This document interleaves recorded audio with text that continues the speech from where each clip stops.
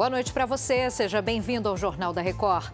Forças russas avançam sobre a Ucrânia e ocupam cidade que tem acesso por mar. Madrugada de sábado tem registros de novos ataques com mísseis. Rússia pede suspensão da exportação de fertilizantes. O país é o maior fornecedor do produto para o Brasil. É agora, no Jornal da Record. Oferecimento Bradesco. Dinheiro na conta em 3 cliques pelo app.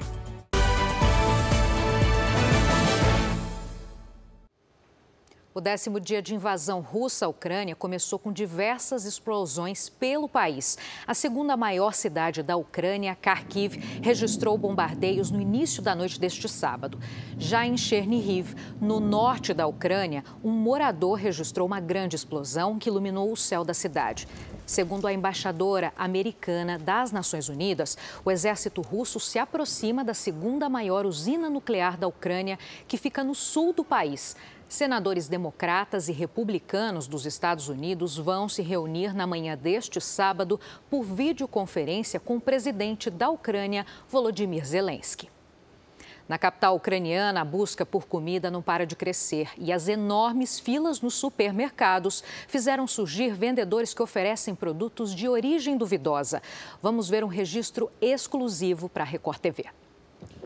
A principal batalha dos ucranianos em Kiev tem sido encontrar comida. Supermercados com filas imensas.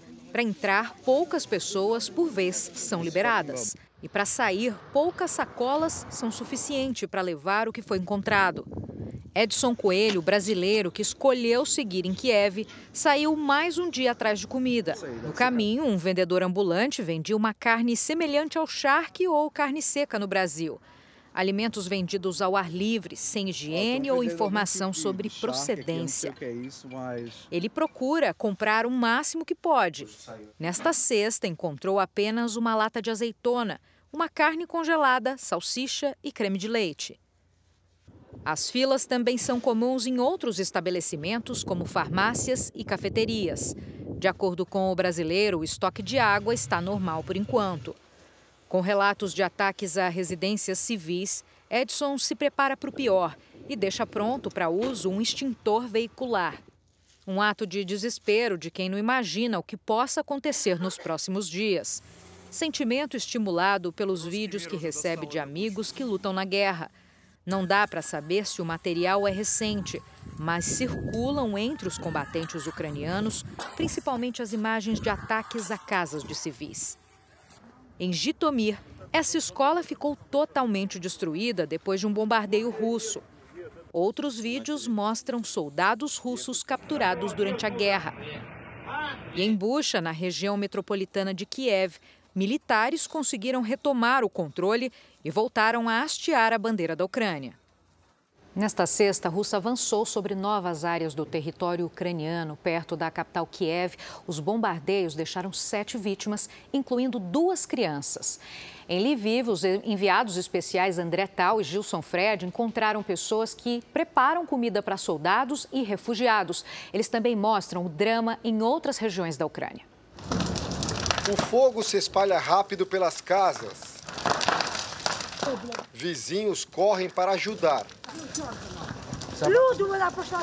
Só há tempo para salvar o essencial. Poucas roupas e animais de estimação. Quem perdeu tudo não consegue segurar o choro. Eu estava abrindo a geladeira quando ouvi um estrondo e toda a casa desabou, conta um morador. A cidade de Irpin fica a menos de 30 quilômetros da capital Kiev e foi alvo de um forte bombardeio. Depois do conflito, tanques e veículos militares ficaram destruídos pelas ruas. O prefeito de Mariupol, cidade portuária que está cercada, afirmou que falta água, comida e eletricidade na região. Em Donetsk, drones foram usados para bombardear instalações militares ucranianas. Pouco após tomar controle da região, foram divulgadas imagens do exército russo distribuindo ajuda para os moradores. Em Motizin, na região de Kiev, 3 pessoas foram baleadas quando um comboio militar passou. Em Zitomir, uma escola foi totalmente destruída. A TV estatal de Moscou divulgou imagens de tanques com bandeiras russas ao leste da Ucrânia. Especialistas acreditam que essa é a primeira vez que os russos usam a bandeira do país em veículos militares. Até então, os tanques estavam sendo pintados com as letras Z e V, um sinal tático usado para identificar rapidamente as unidades aliadas. Isso porque tanques e caminhões do país são iguais aos usados pelos ucranianos. Nossa equipe esteve em um restaurante em Lviv. Para a gente entender, essa cozinha foi recém-inaugurada, seria de um novo restaurante, de um grupo de culinária, de um grupo que já tem outros 5 restaurantes. E antes de começar a servir os clientes, agora eles se uniram para começar a preparar comida para refugiados e também para as pessoas que estão na linha de frente, para as pessoas que lutam para defender a Ucrânia. Comida boa, carne, frango, batata, arroz, tudo do melhor para que essas pessoas tenham uma refeição quente, uma refeição agradável nesse momento de dificuldade. O chefe de cozinha explica que prepara as refeições com o mesmo carinho que faz pratos especiais para clientes sofisticados. Nós estamos trabalhando até 20 horas por dia e vamos fazer mais ainda para ajudar nosso país, afirma ele. 20 hours per day. A diretora do restaurante solidário garante que não vai abrir a casa enquanto houver ataques. Espero muito que essa guerra acabe logo e a gente possa celebrar aqui tempos de paz, diz Olena. O drama humanitário é cada vez mais real nas ruas do país. Olha só essa família, a gente conversou com eles, eles estão muito assustados, tiveram uma noite muito difícil, tem criança pequena, tem bebê e agora eles têm que buscar um lugar para ficar aqui em Lviv, o que é difícil, até porque tem muitos refugiados chegando, então a procura por casas é muito grande, preço inflacionado, mas é essa luta que eles têm. Eles tomaram um táxi agora e vão seguir para um apartamento que eles negociaram para tentar se instalar. A gente vê na cara do pai de família a angústia de não saber o que vai acontecer com sua esposa, com seus filhos, de não saber como tranquilizá-los e de ter a responsabilidade de encontrar casa e comida numa cidade que ele nunca esteve. Esse é o drama de milhares de ucranianos que tentam deixar o país. Segundo a ONU, mais de 1 milhão de pessoas já fugiram da Ucrânia. A estação de trem de Lviv, que fica a 60 quilômetros da fronteira com a Polônia, está lotada. Pessoas assustadas que buscam um lugar seguro. Ele tem medo, muito medo das explosões, começa a chorar, por isso nos afastamos, diz essa mãe à espera de um trem. Já essa mulher vai para a Polônia, mas ainda sem um plano definido. Chegando lá, vamos decidir e escolher um país que receba refugiados.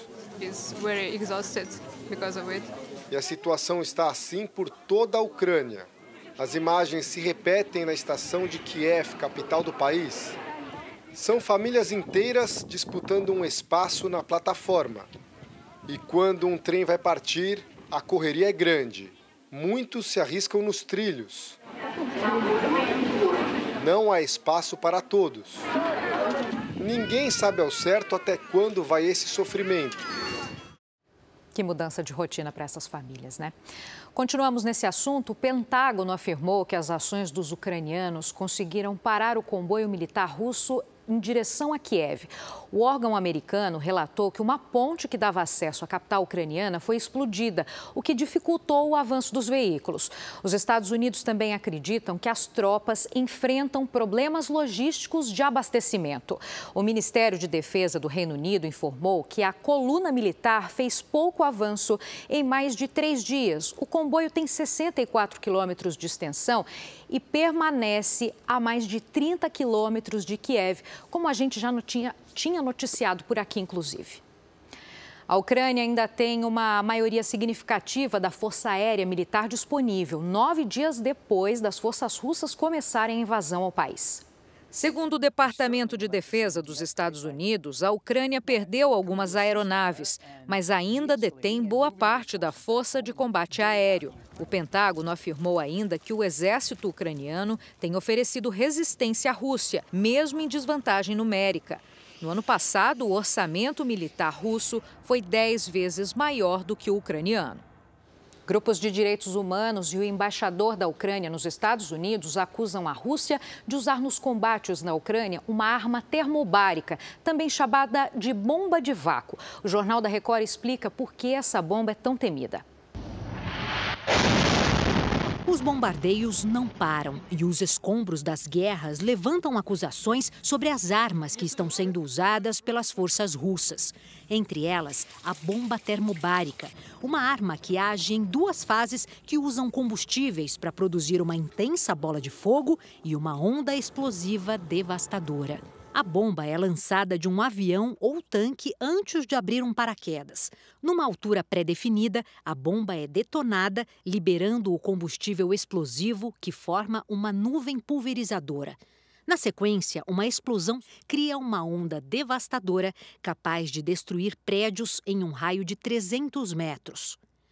No corpo humano, essa onda causa ruptura de órgãos vitais, enquanto, literalmente, suga o ar dos pulmões daqueles pegos no raio da explosão. O efeito da reação química, que numa bomba convencional é soltar calor de uma forma muito grande, na bomba termobárica, o efeito é uma reação química rápida que vai roubar oxigênio do ar, ela vai baixar a pressão do ar em volta dela. É justamente o uso de armas como a bomba termobárica que pode levar o presidente russo Vladimir Putin aos tribunais internacionais.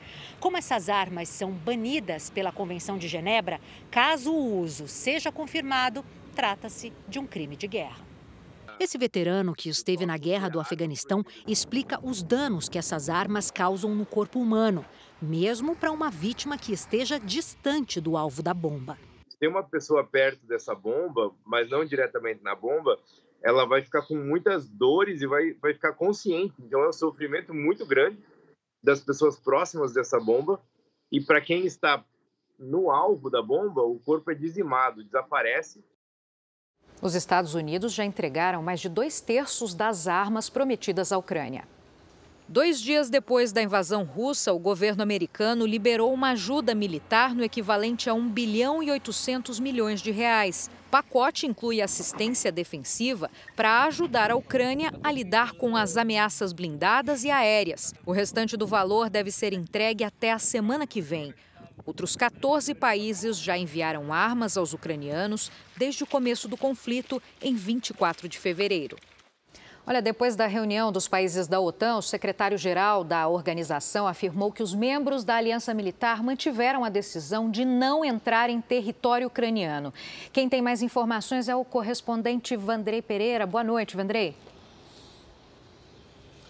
Olá, Giovana, muito boa noite.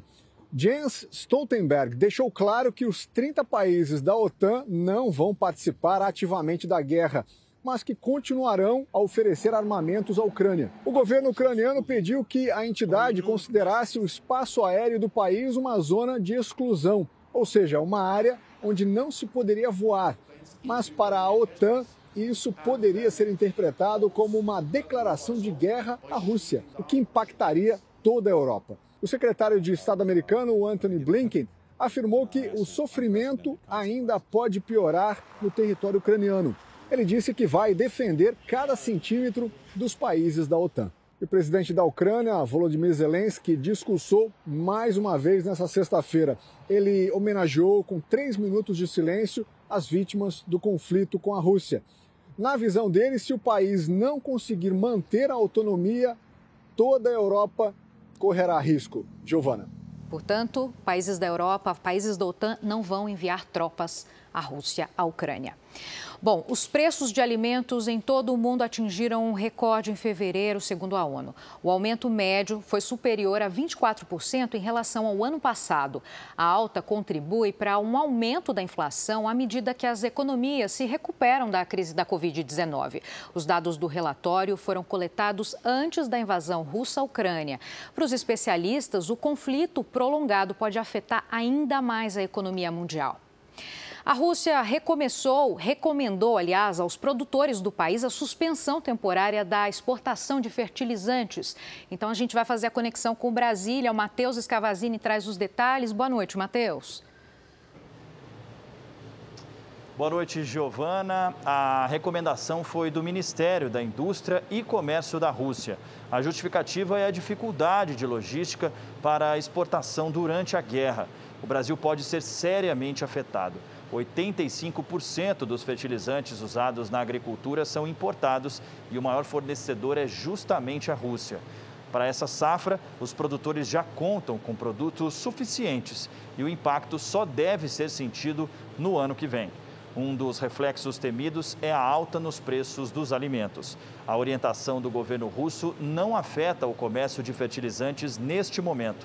O Ministério da Agricultura informou que um navio carregado com o produto saiu da Rússia com destino ao Brasil nesta sexta-feira. Giovana.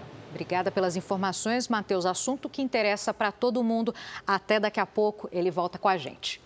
No mercado financeiro, o dólar comercial recuou quase 1% nesta sexta-feira, vendido a R$ 5,07. Mas no acumulado da semana, a moeda americana caiu 1,51%. Já o índice da Bolsa de Valores de São Paulo recuou 0,6% nesta sexta-feira, voltando aos 114 mil pontos. O Ibovespa teve uma alta de 1,18% nesta semana. Então, lembrando que essa semana foi curta. A Bolsa de São Paulo começou a operar na quarta-feira à tarde.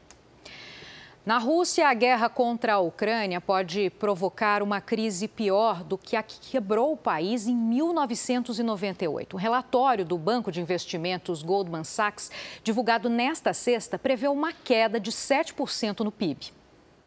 Se materializar essa queda de 7%, vai ser bastante dramática, vai ser talvez até maior do que foi a consequência da Covid. Então, para a economia russa, isso pode ser bastante grave.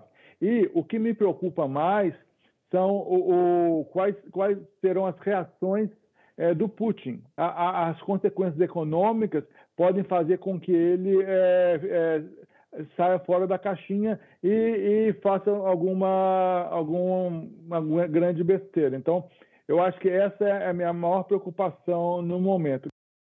Ainda nas notícias internacionais, o governo da Coreia do Sul emitiu um alerta de desastre natural depois que um incêndio começou perto da usina nuclear de Hanwoo, na costa leste do país. Imagens aéreas mostraram muita fumaça e chamas a cerca de 10 quilômetros do local. O presidente Moon Jae-in ordenou um esforço total que seja feito para proteger essa usina, que tem 6 reatores nucleares. Rússia e Ucrânia concordaram em estabelecer corredores humanitários para civis. A passagem permite o acesso a alimentos e a assistência médica e garante também a saída de emergência nas piores zonas de conflito. O acordo foi o primeiro avanço nas conversas entre as duas nações. A previsão é que os corredores sejam criados nas fronteiras do oeste da Ucrânia. Um dos negociadores da Rússia confirmou que o acordo será implementado em breve. Há relatos de tropas russas cortando o fornecimento de energia e água em várias cidades. Corredores humanitários são rotas desmilitarizadas. Esses espaços são criados durante conflitos para ajudar civis a deixarem zonas de perigo e para garantir a entrada de ajuda humanitária. Aqui no Oriente Médio, Israel mantém um corredor humanitário contínuo para a transferência de alimentos para a faixa de Gaza. A passagem está aberta, apesar dos recorrentes confrontos com o grupo militante Hamas, que governa a região. Para a diretora do Observatório dos Direitos Humanos no Brasil, o recurso é essencial para evitar perdas civis. O sucesso do corredor humanitário para proteger a população depende das partes do conflito realmente observarem a existência do corredor humanitário e também fornecerem trabalhadores para de fato fazerem essa evacuação e assistência humanitária. As Nações Unidas alertam que 12 milhões de pessoas vão precisar de proteção nos próximos meses. Enquanto isso, o trabalho voluntário ao redor do mundo continua. Israel já enviou 3 aviões com 100 toneladas de ajuda humanitária para o país. E o parlamento da Rússia aprovou uma lei que pune a publicação de informações falsas sobre as Forças Armadas russas. A medida passa a valer neste sábado e torna um crime chamar o conflito na Ucrânia de guerra. Em vez disso, os meios de comunicação devem usar o termo Operação Militar Especial. A pena pode chegar a 15 anos de prisão. O regulador de comunicações da Rússia bloqueou o acesso ao Twitter e ao Facebook no país. Sites e jornais internacionais suspenderam a cobertura da invasão por conta de ameaças e censura do governo russo. O conflito na Ucrânia tem prejudicado os negócios dos bilionários russos em muitos lugares do mundo. Vários países criaram barreiras para evitar que o dinheiro deles circule fora da Rússia.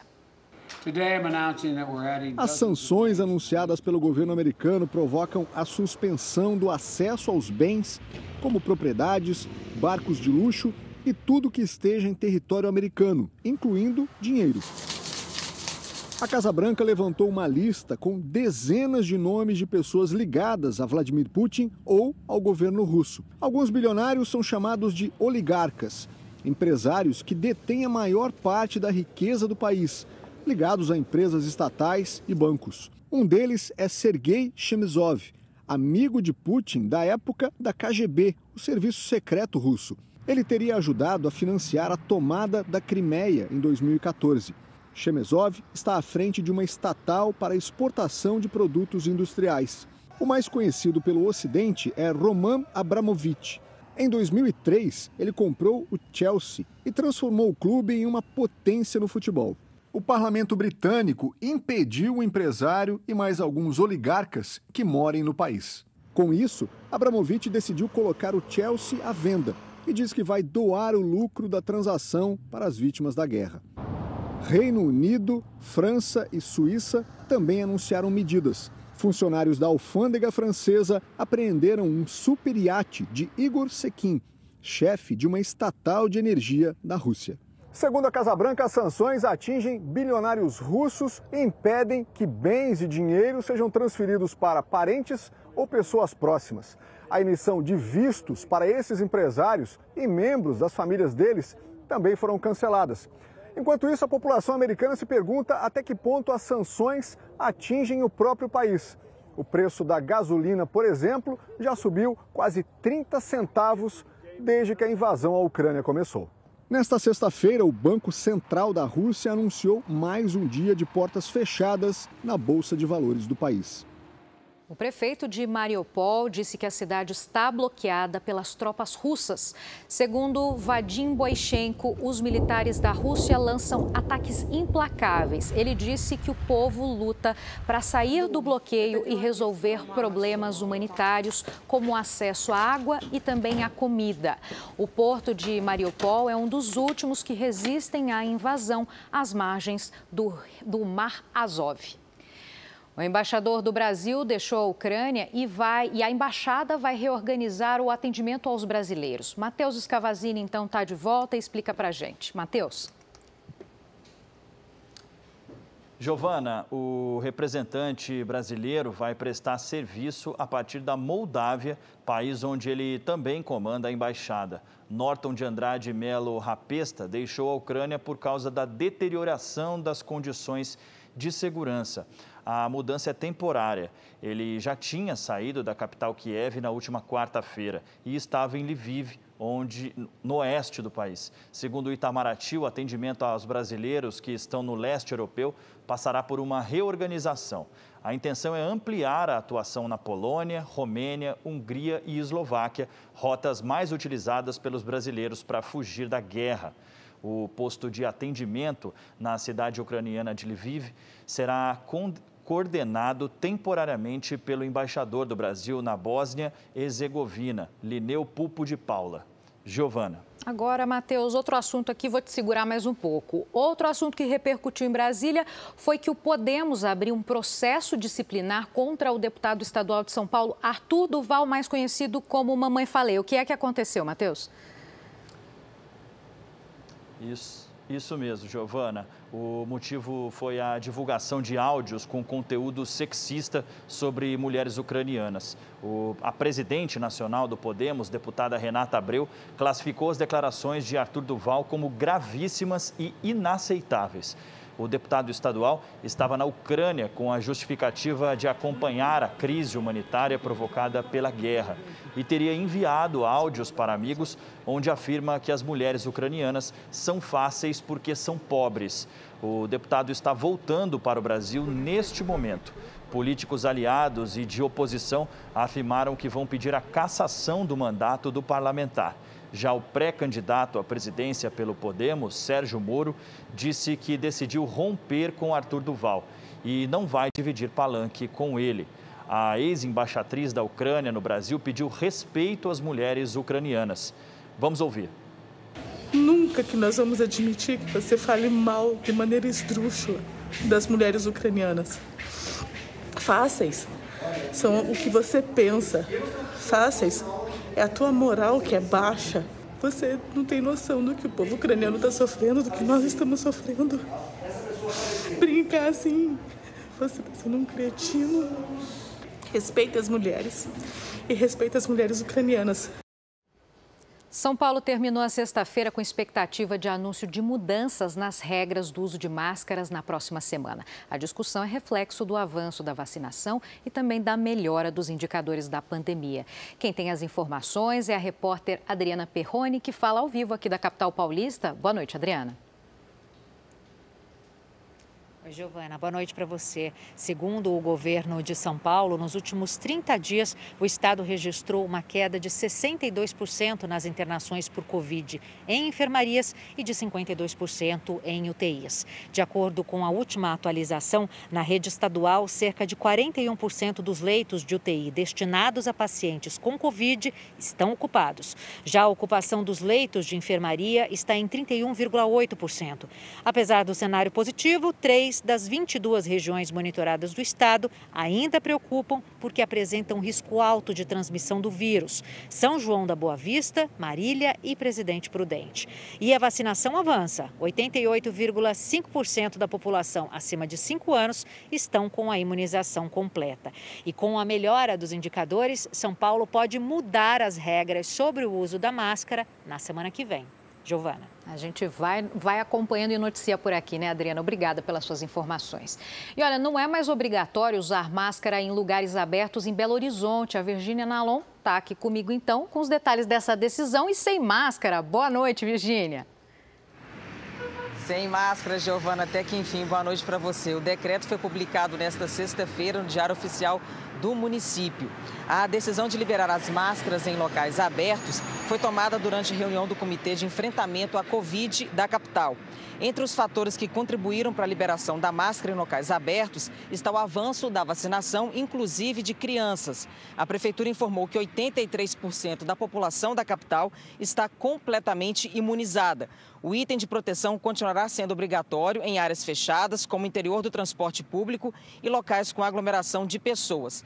A Prefeitura de Betim, aqui do lado de BH, também anunciou que na próxima segunda-feira a máscara também não vai ser obrigatória em locais abertos da cidade. Que boa notícia, Giovana. Com certeza. Obrigada por trazer essa boa notícia. Que bom que você está sem máscara. A gente também espera que isso aconteça com outras cidades. Muito obrigada. Uma ótima noite. Pouco mais de um mês depois da Anvisa aprovar a venda de autotestes de Covid-19, as farmácias do Brasil começam a oferecer o produto. O método apresenta o resultado do exame em até 15 minutos. O preço do autoteste para detectar a Covid-19 custa em média no país R$ 70. Nesta farmácia aqui em Porto Alegre, o produto está mais em conta, na faixa dos R$ 65. Uma alternativa segura, rápida e mais barata do que outros exames usados para detectar a doença. A diferença que a gente tem desse teste é que no autoteste é um teste nasal. O que é a principal diferença? Eu não preciso fazer a introdução tão profunda do suave nasal, né? Eu posso fazer uma introdução um pouco mais na parte nasal mesmo ali da narina, né? A Juliana resolveu fazer o autoteste. Antes de seguir com o passo a passo, ela leu a bula com calma. Um autoteste muito fácil, a aplicação dele, né, de se auto-aplicar. Tu consegue conduzir ele de forma bem efetiva ali, assertiva, e ele fica pronto na hora, com o conforto da tua casa, né, também, tu pode estar levando. É muito fácil a aplicação dele. O kit é composto por um cotonete, líquido reagente, uma tampinha conta-gotas e uma tira de testes onde a amostra do exame é colocada. Segundo a Anvisa, o autoteste pode ser comercializado em farmácias e drogarias licenciadas pela Vigilância Sanitária de todo o Brasil. Foi levado os mesmos critérios de exigência que dos testes que são realizados pelos farmacêuticos. A Anvisa foi muito criteriosa, mas teve um processo bem célere devido à pandemia que estava instalada no nosso país com a Omicron. Então, deu-se à população a possibilidade de que ela mesma pudesse fazer a sua autotestagem. Com tanta facilidade, seu Jardel levou um kit para casa para se prevenir. Isso é ótimo, né? Que fica tranquilo, faz em casa mesmo, compra na farmácia, faz em casa e já tem o resultado imediatamente. Eu achei ótimo.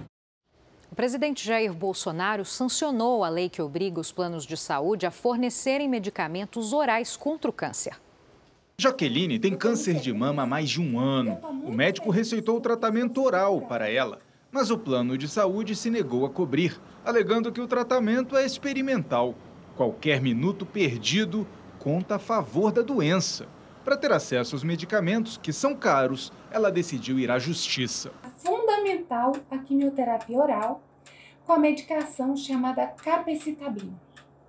Em princípio, o plano de saúde negou, dizendo que tratava-se de um tratamento experimental e que o plano não teria que cobrir tratamentos experimentais. Serão 8 ciclos, cada ciclo custa em média R$4.000. O presidente Bolsonaro sancionou nesta sexta-feira uma lei que pode ajudar em casos como o da Jaqueline. O texto obriga planos de saúde a cobrir o tratamento oral e domiciliar contra o câncer, desde que as medicações sejam aprovadas pela Anvisa e que haja pedido médico. Com a nova lei, a Agência Nacional de Saúde Suplementar terá até 6 meses para incluir o tratamento na lista de procedimentos a serem cobertos pelos planos. Caso o prazo não seja cumprido, a inclusão é automática. A incorporação dessas drogas via oral pelo convênio se traduz em um acesso mais rápido e, consequentemente, um ganho de tempo no tratamento desse paciente. Lembrando que tempo é um obstáculo a ser vencido quando a gente fala de câncer. O Brasil tem hoje cerca de 50 milhões de pessoas com planos de saúde que vão ser beneficiadas com a novidade. Além do tratamento oral contra o câncer, outros novos tratamentos, medicamentos e tecnologias também vão ser incluídos na cobertura dos planos de saúde mais rapidamente. É um benefício muito grande para aqueles que contratam um plano de saúde e também assegura a sustentabilidade da saúde suplementar como um todo, evitando, por exemplo, repasses excessivos de custos em função de incorporações para as mensalidades de quem contrata o plano de saúde. Agora a gente fala de futebol. O Fluminense entra em campo neste sábado pelo Cariocão 2022 para enfrentar o Resende fora de casa. E essa partida vale troféu. A Fernanda Sanches conta pra gente. Boa noite, Fernanda. Oi, Giovana, boa noite para você, boa noite a todos. O Tricolor, se vencer, será o campeão da Taça Guanabara, que é a primeira fase da competição. O Fluminense comemora a segunda melhor sequência de jogos da história do clube. São 10 vitórias seguidas. O time está a 4 pontos do segundo colocado, o Flamengo. E mesmo sem perder, ainda permanece na liderança do Cariocão. O Tricolor terá pela frente o Resende, que joga em casa e ainda tenta ficar entre os 4 primeiros colocados, o que garante passagem para a semifinal do estadual. A partida é neste sábado, a partir das 3h45 da tarde, e a Record TV transmite para todos os estados que acompanham o Cariocão. Giovana. Obrigada, Fernanda. Já deixou o convite para todo mundo. E o Corinthians apresentou nesta sexta o técnico português Vitor Pereira. A estreia de mais um treinador estrangeiro vai ser no clássico deste sábado contra o São Paulo, o único dos grandes do estado que tem um brasileiro no comando. Um português sério e, ao mesmo tempo, bem-humorado. Vitor Pereira, às vezes Vitor, outras vezes Vitão, seja o que for. Não Vitão, se ganharmos. Sim, no diminutivo você não dá. Se perdemos é Vitinho. Pois é. Na apresentação oficial, o novo treinador revelou ter recebido várias propostas de clubes brasileiros e explicou a escolha pelo Corinthians. Motiva-me a qualidade dos jogadores, motiva-me. E eu acredito que aqui vamos ter, acredito, não tenho certeza que temos qualidade. Um campeonato com qualidade. O que me estimula é também a dimensão do clube, a dimensão da massa adepta, a paixão dos adeptos. Portanto, eu preciso de chegar ao final da época e perceber se estou feliz, se o clube está feliz comigo, e então se estivermos ambos satisfeitos com o trabalho que estamos a desempenhar juntos, se houver de facto essa sintonia, não há problema nenhum e renova-se o contrato. A estreia de Vitor Pereira será logo no clássico contra o São Paulo. Hoje, mesmo sendo adversário, Vitor não esconde a admiração pelo trabalho de um treinador que fez história pelo rival. Aquela equipa do São Paulo do Tele Santana tinha muita qualidade. Eu recordo-me desse tempo. O São Paulo vem de 5 jogos sem perder e quer manter a sequência invicta. Para isso, aposta na força da torcida para vencer o Corinthians e se aproximar da classificação para as quartas de final do Campeonato Paulista. E agora temos um clássico pela frente, tenho certeza que é confiança total na vitória. E jogar com o Morumbi lotado é uma coisa surreal, então eu tenho certeza que vai ser um sábado maravilhoso, dentro de campo e fora também. O nosso torcedor vai lá nos apoiar. Jogadores brasileiros que voltaram da Ucrânia contam a dificuldade de fugir do país sob ataque das forças russas. E nem todos os atletas conseguiram deixar a região. O pernambucano Everton Florencio não tem como sair da cidade de Kherson, tomada pelos russos. Uma guerra sem data para terminar. Desde a invasão das tropas russas, os brasileiros que moram na Ucrânia se mobilizam para sair do país. É o caso do Everton, que há 2 meses chegou no leste europeu, acompanhado da mulher e do filho de 4 anos. Everton é jogador de futsal. Brasileiro, a gente nunca passa por isso, né? Nas nossas vidas, assim, de termo de guerra e tal. Então está sendo muito tenso, né? Toda essa situação, a gente escutar barulho de tanques, barulhos de bombas, de tiros, de aviões passando por bem embaixo do nosso apartamento. Com o celular, ele grava o que tem passado nesses últimos dias na cidade de Kherson, sul do país. Quebraram o vidro aqui do mercado. A cidade foi tomada pela Rússia na quarta-feira. É uma região estratégica que faz fronteira com a península da Crimeia, anexada pelos russos em 2014. Everton explica como tem sido a relação do exército estrangeiro com os civis. Eles conseguiram invadir a cidade e estão tomando todos os prédios de prefeitura e de governo aqui da cidade. A situação em Kherson é delicada. O prefeito da cidade fez um apelo aos moradores para que não pratiquem saques em supermercados e farmácias. Everton registrou as prateleiras vazias em um dos estabelecimentos. Nas ruas, um silêncio, até que o som da guerra traz mais uma vez medo à população. Cerca de 80 brasileiros seguem na Ucrânia em meio à guerra e querem voltar para casa. Os jogadores que conseguiram retornar relatam como foi difícil fugir do país sob ataque das forças russas. A gente fez a tentativa 4 vezes, daí a gente começou a caminhar, por causa que o frio já estava intenso. Fome, sede, por causa que estava tudo faltando. Pela manhã, mais 5 jogadores que atuavam no futebol da Ucrânia desembarcaram em São Paulo. Em comum, o alívio ao reencontrar os familiares. É nesses momentos que eu acho que todo ser humano dá valor para aquilo que não dá no dia a dia, né? Que é o falar eu te amo, é dar um aperto de mão no seu pai, um beijo, um carinho nos seus filhos, um carinho na sua esposa. Vamos ouvir agora o áudio das declarações do deputado estadual Arthur Duval, que virou processo disciplinar no Podemos por causa das ofensas contra as mulheres ucranianas. E detalhe, hein, mano, detalhe, hein. Elas olham, cara, elas olham e vou te dizer, são fáceis, porque elas são pobres. A invasão russa não foi capaz de barrar o desejo de união de um casal. Os noivos tiveram que adiar a cerimônia por causa da guerra, mas os amigos ficaram sensibilizados e resolveram fazer uma surpresa. Eles organizaram tudo sem o casal saber. A Ucrânia está sob uma lei que restringe os direitos civis.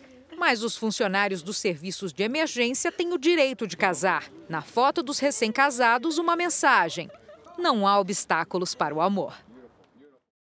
Essa edição do Jornal da Record termina por aqui. Daqui a pouco, amanhã você vê o Fala Brasil às 7h30 da manhã, edição especial. Uma ótima noite para você.